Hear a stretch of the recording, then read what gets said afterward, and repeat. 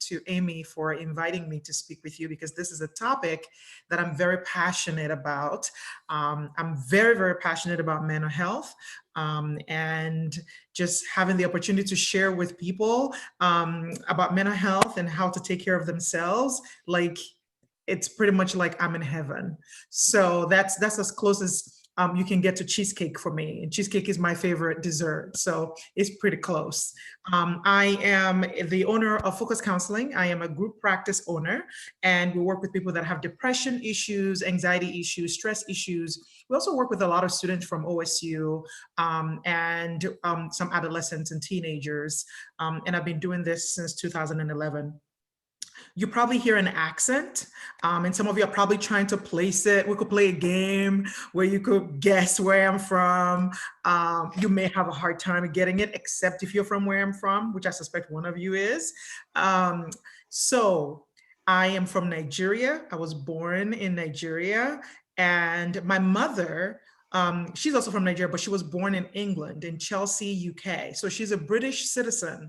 And she moved when the economy was really bad in Nigeria. She moved with our brother, who is the last child. I'm the first. I have I have a sister, and they moved first to the UK for a better economy, and then we joined them afterwards in '96, I want to say. So I went to high school in the UK.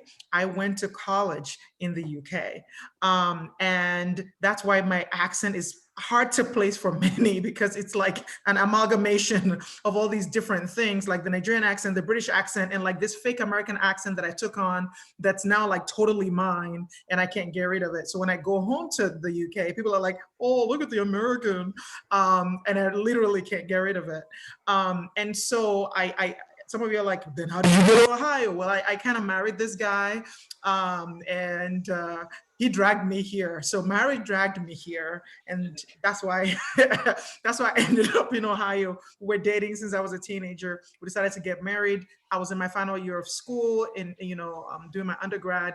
He was in law school, and it made much sense for me to move here for him to finish law school than for him to move there and start law school all over. So now you know my life, and we have two children, 13 and 7. All right, so which brings me to you. It's funny that, when I was having a conversation, trying to figure out what we're going to talk about today. Yes, I knew we were going to talk about mental health and all of that, but in particular, like, how do we focus on it? I was asked, like, what do you think about like talking about what is going on, and how to take care of your mental health right after an election. I was like, yeah, that sounds great. Like, it sounded great then, right? You're like, yeah, absolutely, totally, I can do that. And then a few days to like the election, you're like, okay, how do we manage this?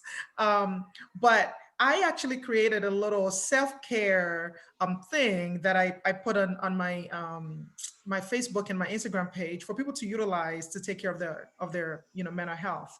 Many of you are going to be experiencing so many different types of emotions after this election. Well, it's still going on. I mean, people are still voting, but they're counting right now. I'm interested right now in the emotions that you feel is primary for you. So let me give you a few, because some of us, like, we really struggle to be able to identify our emotion, and we only know like happy, sad, and angry. So here are others for you. You may be feeling anxious. I would like to see in the chat which one you're experiencing. You may be feeling disappointment, betrayal, shock, surprise, exhausted, frustrated. All right, indifferent. Oh, I see indifferent. Someone said all of the above. Anxious and disappointed. Yes, yes, yes, yes, yes. Exhausted. Yes. Well, thank you for sharing that with me. And I just want you to really pay attention to how the body works when you're feeling these things, right? For me, I know that I have been feeling it right like a band right around my neck, right? you should be able to pay attention to where in your body are you feeling these things, because it's really going to help you as you start thinking around self-care and how you take care of yourself moving forward. And I just want to say, whatever emotion that you are you have a neck thing too. Me too. I hold mine right there. Whatever emotion that you are feeling during this, election thing, and also during this pandemic, which I haven't even given you more emotions, I want you to know that it is absolutely 100% legitimate. So let's add the pandemic to the mix. And I will give you more emotions on top of the ones I gave you. You may be feeling lonely. You may be feeling isolated. You may be feeling disconnected. You may be feeling exhausted. Um, you may be feeling sad. You may be feeling depressed.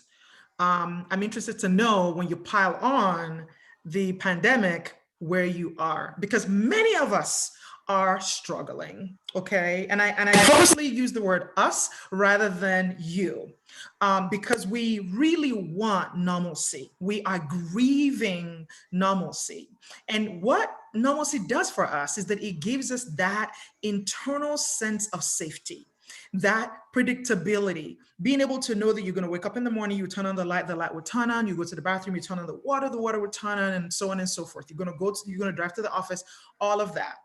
And I remember at the beginning of this pandemic, I remember saying to some of my friends who happen to also be immigrants, saying, I mean, I got this. This is not a big deal. And I'll tell you why. Because when I lived in Nigeria, you never know when you have light, right? You have light right now, and then the electricity goes, and you don't know when it will come back. And sometimes when it comes back, it doesn't come back like fully. It's like, we call it half current. So you will see like there's electricity, but it's really dim. And so sometimes you have water, and then there is no water. Sometimes you have gas, and then there's no gas. There's gas scarcity. And that sense of instability was kind of built in for me. And I think for many immigrants that come from spaces where things are unstable, when this thing started, for many of us, we're like, we've got this. But round about, I don't know, July, I kind of, the American in me kind of caught up, because I was like, oh no, this is bad. And if you are dealing with, having to work, if any of you have children and you're having to figure out how to take care of your children, if any of you have any kind of, health conditions that worries you about the possibility of catching this, if you have parents that you worry about, all of these things start to come together and they form this picture of, I am not okay, right? And so in a way, it can show up for us in different forms. For some of us, we have never experienced anxiety before. And all of a sudden, right, we're having difficulty sleeping. We're having like worrying thoughts, intrusive thoughts. We're like, what the heck is going on with me? For some of us, it's apathy. It's sadness. It's tiredness. It's that lack of motivation, right? Everything is just like blah and meh, right? And maybe you've never even dealt with depression before. You're like, what the heck is this? And you can't really name it. Or for some of us, it's behavioral issues, right? We just change. We tend to notice this a lot in like kids. We notice it in their grades. Maybe they get more irritable. Some of them will regress. They become more babyish. My daughter would tell me, tell me the stories, when I was a baby. Like, okay, well, let's go through that. I told you that yesterday, but we're going to repeat that again today. I wish I could record it so I could just press play, but that's fine. And so we're all going to be dealing with these things differently. And I want you to start thinking about, which one pertains to you, because many of us right now in the United States, we're either having an adjustment disorder with depression, an adjustment disorder with anxiety, or either our traumas are being blown up right now, like set on fire, because right now, and it hasn't ended, we are dealing with things that are completely outside of our control. And if you've ever had any type of, mental health concerns, this probably makes it worse. So what does depression then look like? How would you know that you're depressed? Well, depression kind of sounds something along these lines. You kind of notice that you don't have a lot of motivation. Your motivation used to be like, yes, I can't wait to work, I can't wait to do this, and it starts to dwindle. Everything starts to feel like work. So some of us have depression, but we are very functional. I call them the functionally depressed people. They're the people that judge themselves according to their productivity. So they can go to work, they can do all the things they need to do at work, but when that is done, there's nothing left. It's like the cup is empty, y'all. If you turn the cup upside down, nothing, not even a drop of water is coming out of it, right? They really, really want to hang out with their friends. Either the friends are like, hey, let's do this Zoom call, right? And they're like, yeah, great, that sounds great. And then when it's getting closer to the time, they start to dread, like, oh, all I just want to do is just stay in my bed. I just don't want to get out of here, right? And then it starts looking like drop in energy. You start just like, ooh, you don't have energy. Maybe you used to work out. Maybe you used to be like me. I used to just love going. Well, no, sorry, I made a mistake. I didn't love working out. No, sorry, I got to take that back. I used to afterwards enjoy going to Orange Theory, because Orange Theory is nothing but like for people that just like pain for the sake of pain, right? Afterwards, I'm like, oh, look at me, I'm feeling really good. But before I get there, like I have to talk myself, like, come on, Jimmy, you got this. Come on, come on, come on. And I was that person that would go normally. And if you are like that, you're like, I've lost my mojo, Jimmy. Like I can't even run. I can't even go for a walk. If you're like me, I would think about it like when I'm in bed, like, okay, tomorrow I'm gonna get up at 6 o'clock. When I get up at 6 o'clock, I'm gonna go downstairs on my elliptical. I'm gonna do that elliptical. I'm gonna do some burpees. I'm gonna do some push-ups. Like then I psych myself up, like, yeah, Jimmy. I'm like, okay, if I can just get the sleep in like 7 hours, I got this. And then I set my alarm for 6. And then 6 comes and I'm like,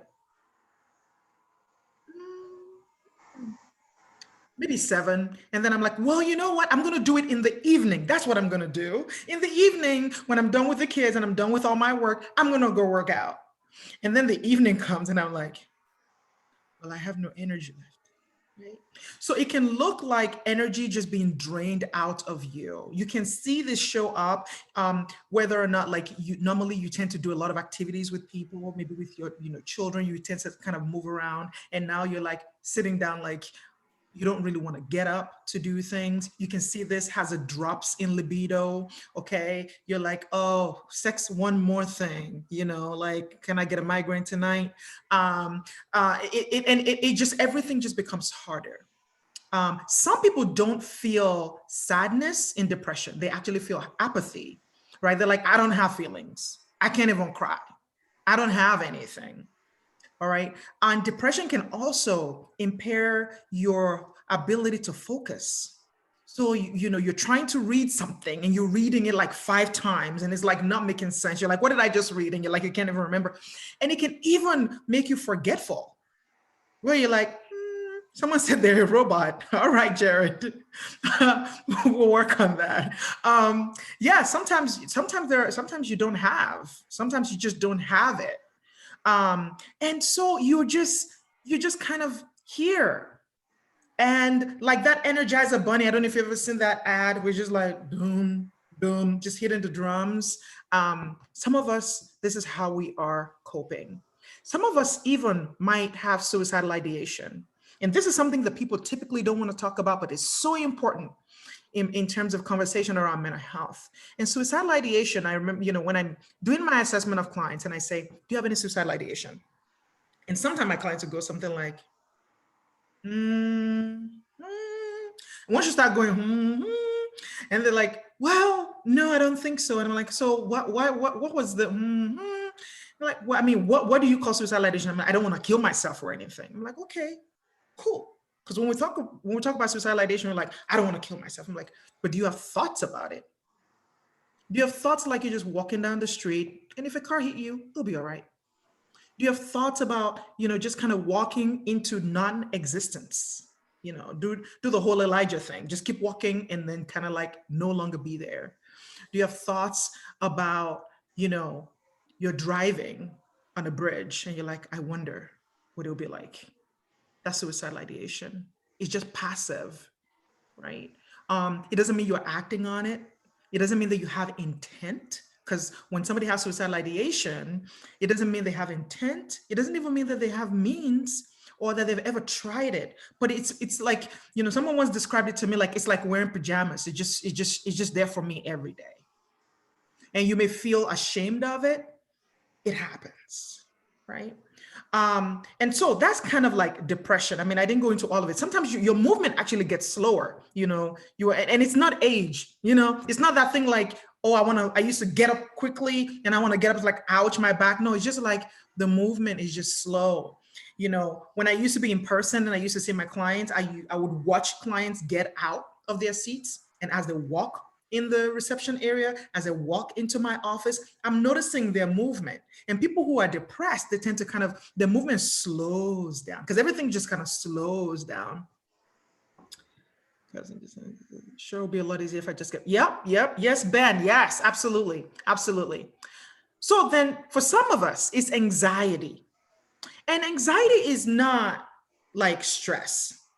Anxiety is not, we all have some levels of anxiety, which is good. Anxiety has, its advantages. But when anxiety has gotten out of control, it starts to affect so much of our lives. We're having difficulty sleeping because we can't stop thinking and worrying about it. We worry about different things. And once our minds latch onto one thing, it will grind it. It will just grind, it will shred it.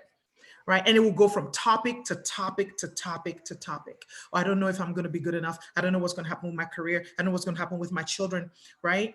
And then you get irritable. Something that's very common in anxiety and also depression is anger and irritability.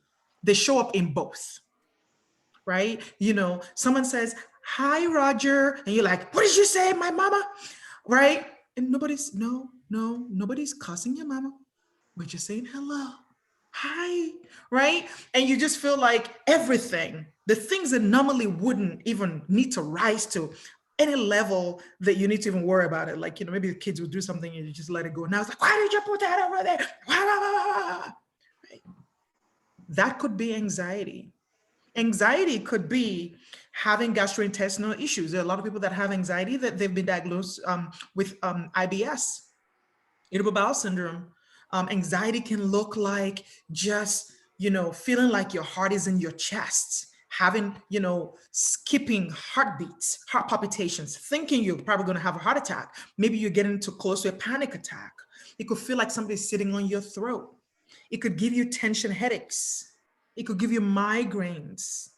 Anxiety could also make you tired because the thought of worry is exhausting for the brain.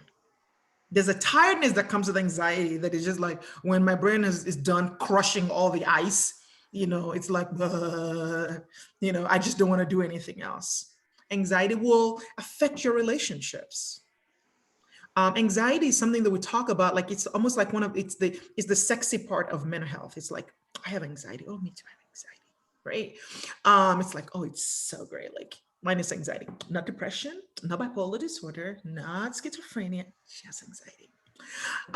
Just give me some wine and I'll be fine with my anxiety.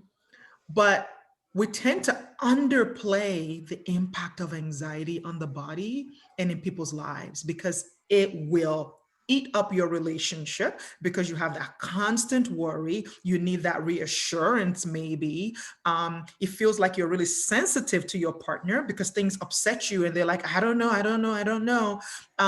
You're constantly saying, okay, what about this? And what about this? And what about this? Maybe you might be a little bit of a control freak, just like me. You might be a list person. If we're traveling or going on a vacation internationally, I write a list 2 weeks or 3 weeks prior, and I will go something like this. So when I wake up, what do? I get up, I go and grab my toothbrush. Okay, so pack toothbrush. Okay, get my toothpaste, pack toothpaste. Then I get the sponge and I put the soap on it. Okay, sponge, soap. And I'm literally writing. But when I write the lists and my husband lets me pack earlier, we never miss anything. Because I'm good like that. My husband, on the other hand, he's like, it's okay. And then we get there, we're like, oh, we forgot the Zyrtec. Well, honey. If you were just done in my, okay, all right, I'm going to leave that alone. But anxiety, when you are like that, you can drive people crazy because you know exactly how to get things done. I mean, people that have anxiety, they should be risk assessors. They have literally figured out like 10 things that can go wrong and 100 things that they can use to fix it. And when they fix it with those 100 things, the 1 million things that can go wrong with those 100 things that they're fixing it with, right? Some of you are like, oh, Lord gosh. That is so me. That's anxiety. And so it eats up your relationship. You're worrying a lot. You're constantly needing reassurance. It affects that. It affects your health because having high levels of cortisol and adrenaline pumping in your body all day long, every day, is actually terrible for your health. What happens to cortisol for women? Where do we hold it? In our stomachs, right? We got a little, love cushion. Okay, this love cushion, right? There is a correlation between that and diabetes. Okay, so you know what I'm saying? Like there is definitely a long-term negative impact of anxiety on the body. Anxiety can also have us have suicidal ideations. I'm a risk assessor. I pack last minute. I give people that travel with me. Oh my gosh, Joanna, yeah, you're one of those. You're similar to my husband. Why do we marry people like that? Like the anxiety people marry the, yeah.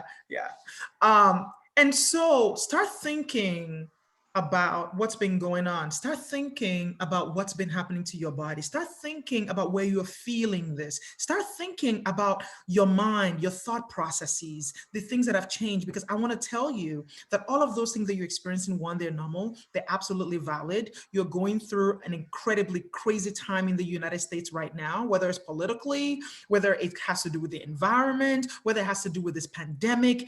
It is normal. So what are you going to do about it? You're like, well, Jummy, we just need to do this and do this and do this and do this. Okay. But we're not. What's going to happen? Well, if you deal with anxiety, what you want is predictability. If you've never dealt with anxiety and you're dealing with it now, what you want is normalcy. You want that sense of safety back, but you can't control it. What do? First thing I suggest to you to do is focus on what you can control. Focus on what you can control. So how do you do that? First thing, routines. The reason why this pandemic has impacted us so much is because it completely ruined our routines.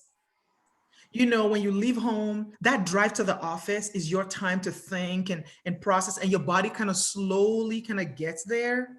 Then you get to the office, your brain is ready. It checks in. And then when you leave the office, you have that drive back and your brain is cool by the time you get home. Now it's like you roll out of bed, quickly get in front of the screen. Hey, everybody. And there is no transition. So what can you do? I know this is going to be hard for some of you if depression is the thing and you've lost motivation and you don't have a lot of energy, but I really strongly suggest, this sounds really basic, get up in the morning and shower. You're like, really? That's why you brought Jimmy here, to come and tell us to shower? That's how they pay you the big bucks. You tell people to shower. No, it's routine. It is routine, right? Not only that, we need to regulate your sleep. It doesn't matter, I say this to my clients, how much work we do in therapy, if we can't regulate your sleep, we're not giving your body a chance. You know why? Because when we sleep, the body, just imagine it, it mops, it sweeps, and it dusts. What does that mean? The stressors of the day while we're sleeping, especially in the REM sleep, the REM sleep, that's when the body actually processes the traumas of the day. That's why when you see people that have experienced trauma, one of the first things that goes away is sleep. And when sleep goes away for somebody that has trauma, the body can actually process the trauma. And so this is the reason why when we're working with somebody that's had trauma, we use interventions like EMDR, eye movement desensitization reprocessing. And what we do with EMDR when we're working with people that have trauma, whether it's because they're in the military or their partner cheated on them or they lost a child or something, what we do with EMDR is we simulate what happens to the eyes when you're sleeping. Because we notice that if the eye, when you're sleeping and you're in REM sleep, your eye movement goes faster. And that's when the body starts to reprocess the traumas of the day. And so in EMDR, that is actually what we use to help people to reprocess their trauma without actually having to tell me what happened, right? Because sometimes when you're telling somebody what happened about your trauma, what happens that you may be re-traumatizing yourself. So EMDR kind of cuts through that. You don't have to say anything to me. We can just kind of work on reprocessing your trauma. And so when your body is not doing that on a daily basis, just imagine a house that needs sweeping, mopping, dusting every day and doesn't sweep, mop, dust. What do you think that house will look like? Yucky, yucky, yucky, yucky, yucky, yucky. So this is why sleep is important. And I'm always talking to my clients about sleep hygiene. What is your sleep hygiene? And how do you make sure that you have good sleep hygiene? It's really by trying your best to go to bed around about the same time each night and getting up around about the same time in the morning. If sleep issue is your thing and you're like, Jimmy, I always go to bed like somebody said earlier, like, oh, 6 o'clock when you want to get up, that's when some of us are going to bed. Ouch. I don't remember who said that, but somebody typed that in here and like, who was it? Who was it? You want to out yourself? Ouch. That was Harry thing. It was Chris. Yeah, it was Chris. He's a hacker. He stays up all night. He's a night owl. Definitely. Ouch. Ouch. The body. There he is. He's a night owl. But that's routine for him though, right? Yeah, some people work like that. Like yeah, so as long as he has a routine and he gets his sleep, it should be okay. Yes, because we need the REM sleep to function. Not that he probably gets the sleep that he needs. I'm going to call him out on that, but that's a we got work to do on that one. There you go. So routines, getting good sleep, moving your body. When you don't feel like it, okay, don't be too tethered to your feelings. I tell people all the time, look, you're going to feel things. Why? Because you're human. Like computers don't feel things. Well, somebody said I don't feel anything, but I'll talk to you about that another time. Feelings are normal. Like you walk into the house, like when I walk into the house and the house is a mess, I feel things. You know what I mean? I'm like, I feel annoyed, irritated, frustrated. The house is a whole mess. Like I just had the cleaners come out yesterday. I go out, I come back, it looks like a zoo. I feel things. Feeling things and doing things are two different things. Oh, things, there's a lot of things. They are different. I only feel things when I watch. Oh, I don't know. Well, I read that wrong.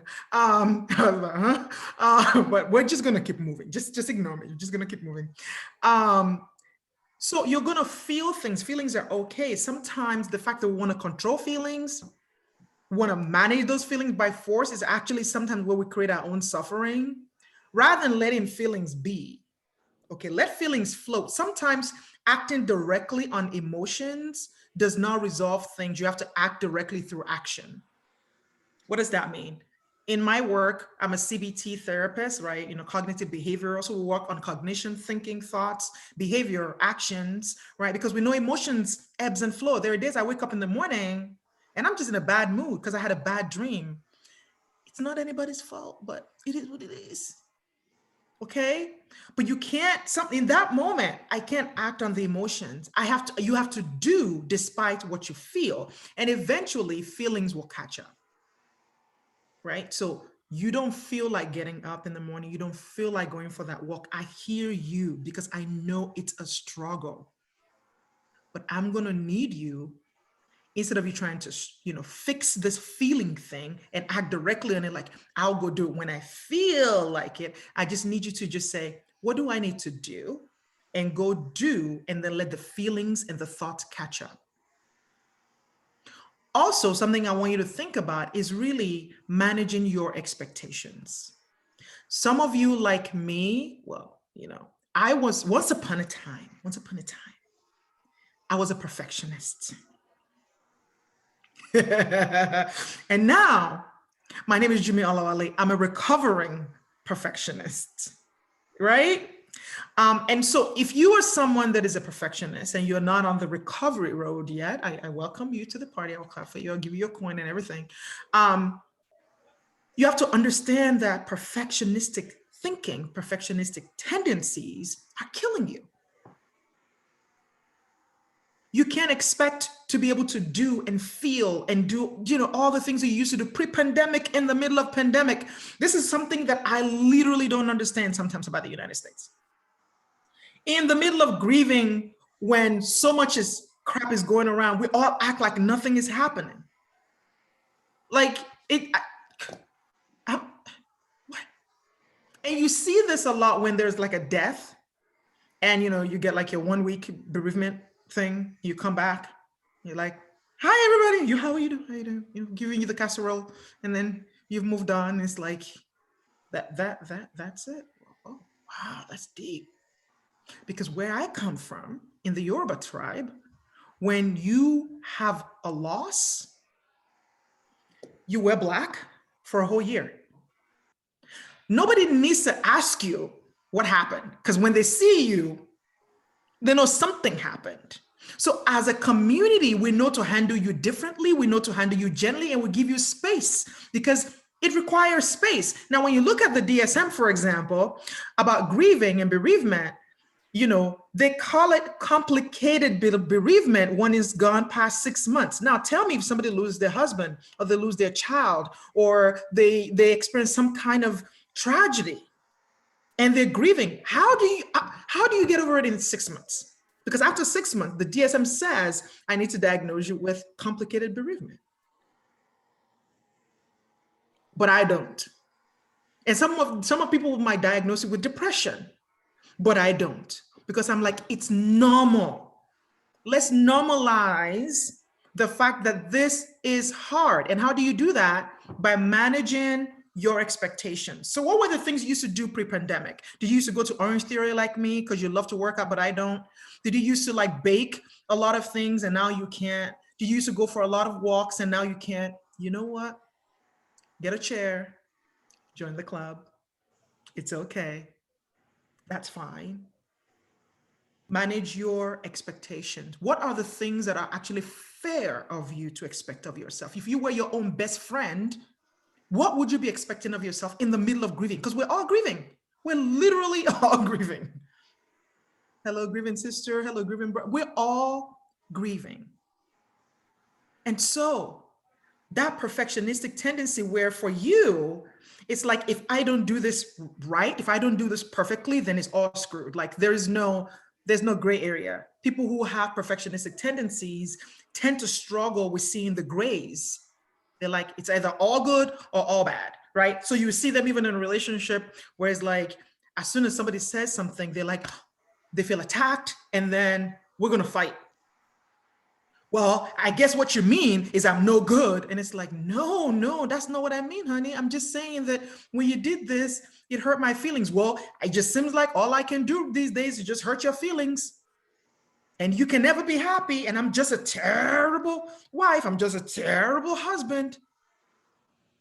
And your partner just looks like, well, I don't, what you mean? There's an in-between where the issue is local.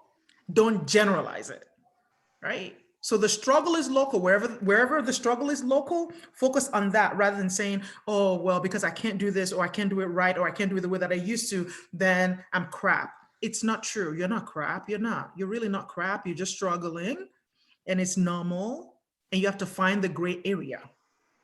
And I think right now in our culture right now, in the United States right now, I think even globally right now, we're all struggling with finding grays. All struggling with finding grays. We're like, it has to be this or that or this, binaries. And sometimes life isn't like that. So why do you expect so much of yourself like that? Why don't you give yourself some time, some grace to grieve, Chill out. Take up a novel thing. You're like, oh, Jimmy, now you're gonna make me work. Like, I thought you said, I shouldn't do much. Take up something new, whether it's going to get a cat, a dog, learn how to bake, learn to run a 5K, learning how to, I don't know, do hair, learn how to do nails, learning how to, barb your hair and shape up. If you know how to shape up, come shape me up, please. Learning how to, whatever, cut some wood. Find something that you can do, that you can start and finish. Oh, start a mentoring group. Yes. You learn Tableau. Yeah. So start thinking, what one thing can I start doing? Now, if you have perfectionistic tendencies, I know what you're going to say. Yeah, but I'm not that good. That's a black and white thinking you're doing. I'm not asking for perfection. I'm not even asking for you to be great. I'm asking you for you to do something that will just light you up. Okay, some of us, because we are either mothers or fathers, we've lost ourselves, or husbands or wives, we've lost ourselves completely in those roles. And right now, man, it is, we are getting lost in those roles, okay? Because we can't get away from those children. We can't get away from our partners. Like I adore my husband. I adore him. I really do. So understand me when I say what I'm about to say. I love him, but I like my alone time. And I can't get alone time right now because of the pandemic. Where are they gonna go? I'm like, honey, why don't you call your friend and you guys go golfing? Can't do that. Okay, great. All right, what to do? What to do? And I don't even need to do anything. I just lay down there and I just want them all out. Right? And so if you are falling into that role as a husband, if you're falling into that role as a wife, this is all you do. If you're falling into that role as a girlfriend, as a fiance, as a mother, this is what you do. Okay? And now I'm going to speak to the man amongst you. Right? Because we know you guys suck at relationships and friendships. And so you commit yourself to I want to be the best father that I want to be, better than my parents ever were, or commit yourself to this job that you want to do. I want to be best at it, right? And in the midst of that, you kind of lose. You don't have time because you're busy with your wife and your children and your career, whatever. And then later on in life, what we notice is that men suffer a lot more from isolation, depression, anxiety. Why? They don't have support. Why? They haven't cultivated support. So you can't have support when you're in crisis. You kind of create it prior to that. And what that means is, I'm not saying you should go, lay down on your buddy's, legs and say, hey, I want to talk about how I'm feeling. That would be great if guys could do that. Because Amy, I would do that with you. I would just lay down on your legs, girl. And I would just say, hey, Amy, I'm having a hard time. Right? Guys, it's fine. It's fine. But you need to start thinking about, how do I cultivate these relationships? Because what's going to happen is that you're going to be alone. And when you're having difficulties, right, because you haven't built that community, you're not even sure if what you're going through is normal. Because you're in your own echo chamber and you're like, oh, no. I just suck. I'm just not good at this. Maybe you're having marital issues and you think it's just you. Maybe because you're having such a hard time, you find yourself, you're slipping, you're catfishing. You're having conversations with people you shouldn't be having a conversation with because you just need a little booster. But you have nobody for you to talk to that can say, hey, that fish you're trying to catch, let it go. Don't catch it. There's nobody. So I need you, especially guys, please focus on building. I mean, you call this bridges in tech, right? Building those bridges into friendships. Okay, guys may not do the whole talk like this, but when they talk, when they're hanging out, they're fishing, they're like, yeah, how are you doing? Oh, yeah, lately, yeah. My children, they're just that they don't face each other face to face like this, let's talk about our feelings but in activities side by side, that's when they talk. It's almost as if like, if it's direct, it's like, when it's side by side, oh, let's go for a walk, or let's go play some sports. Let's go, let's go shooting. Let's go do this. Let's go do that. And then conversation starts to flow side by side, side by side. So who is on your side? Who is on your side by side? Start thinking about that. And then the last thing that I want you to be mindful of. At the beginning, I said, pay attention to your body. Where are you feeling stuff? Start paying attention to your body. Start being mindful. That's when you know when you're starting to get stressed. For me, when I start to get stressed, I know it's in my neck. It's coming. My annoyance is getting there. I'm getting a little bit irritable. When I start imagining myself running, I need to get out of this house from the kids, from the husband, so I can be a really good person rather than a witch. What is it for you? Are you even aware of your own signs and signals? Because when you are many of us are detached from our bodies, we have no clue what's going on. Pay attention when you start having increased heart rate. You're like, oh, maybe I need to go for a walk. Okay, maybe I need to go shoot some hoops. Maybe I just need to go drink a cold cup of water. Maybe, whatever you need. Pay attention, be mindful. Go outside. Yes, it's in the middle of a pandemic, but you can literally go outside. This is free. Go outside, take off your shoes, and just stand on the grass, on the ground.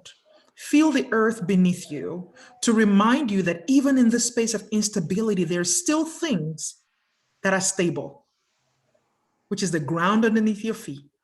You're standing, financial issues, stress, relationship issues. You are grounded. You are grounded. You are grounded. And it's just a reminder by just using nature that, hey, I'm here.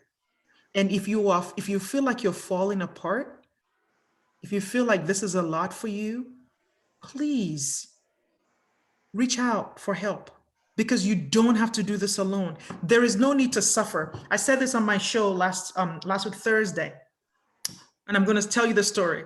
And I'll tell you why there's no need to suffer. When I was having my first child, I had this idea that I'm not going to get the epidural. I'm going to go through it because, I want to be a woman, and I'm just going to have this baby without any help. Right. And I'm getting into it and I'm in so much pain. I'm screaming. My husband is like, please. He begged me. He's like, just please take the epidural. Right. Many, many pains later, many hours later, I eventually took the epidural. Okay. It was a lot of pain. But for my second child, because she was so big, they told me that they're probably going to cut me up to get her out, but they want to give me an opportunity to try myself. So they're like, we're going to get the epidural. You know what was different about that? It was beautiful because I could see my contractions on the screen. I was like, look at that contraction. Wow, it's so big. I could conserve all my energy. Like we're talking about my contraction. I'm talking to my husband like, whoa, baby, look at that contraction. I'm talking to my mom like, oh, wow, that's a big one. Like, yeah, that's a big one. And the difference between that and my first was, oh my God, I'm having a conversation with my husband. I'm like, oh.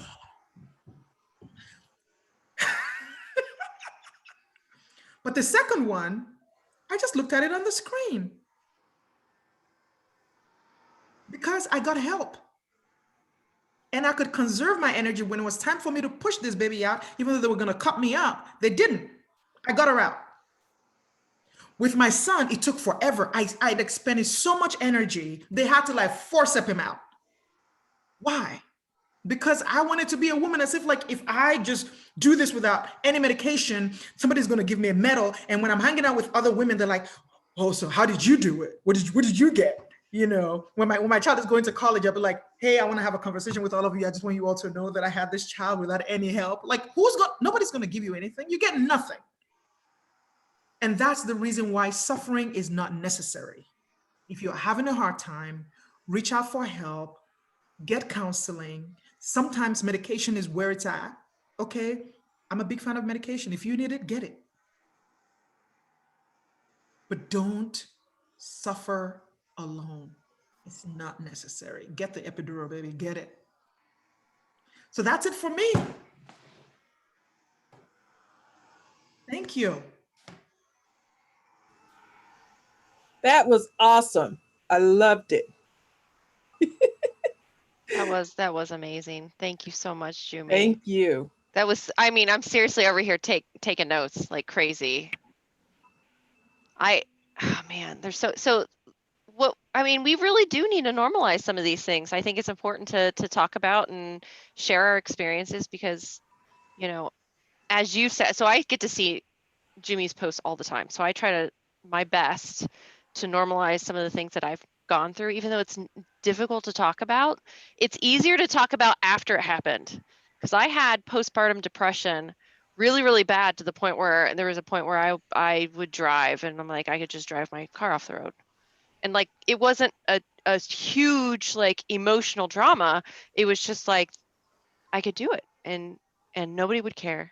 You know, it was just a thought process. And that's when I realized, you know, and I talked to people, that's when I had no motivation during the day. It was hard to describe. That's when I went in for help because I did some self acknowledgement on that part.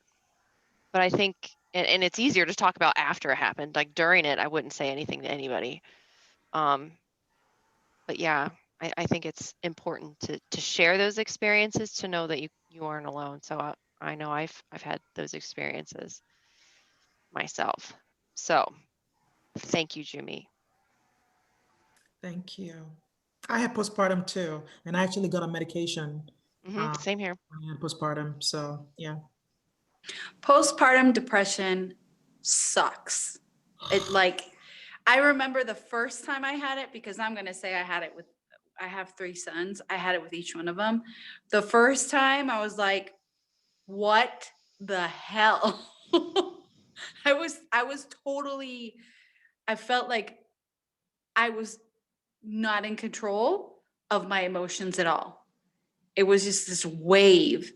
And the last time I had it, my son was born April 1st and my grandmother died April 7th. So I'm dealing with a newborn, postpartum depression, and a death in the family. So I think it was something that I was able to deal with within like my family at the time, but that the last postpartum depression I had, that did go on for a while. That was rough. So yeah. And I would agree that everybody experiences it differently, right? Yes. So just because one person has it this way doesn't negate the fact that you are also experiencing it, but in a different way. Yeah, and I had a friend, a very dear friend of mine, she had postpartum psychosis. Yes. She was hospitalized in a mental hospital for, I believe it. I forget how many months she was there for. Like but she's fortunate in the fact that she lives in Canada. So like she didn't lose her job. She was able to like combine it with like maternity, and she was able to take off a year from work. And just as the whole pandemic picked up, she went back, and now she's going through a divorce.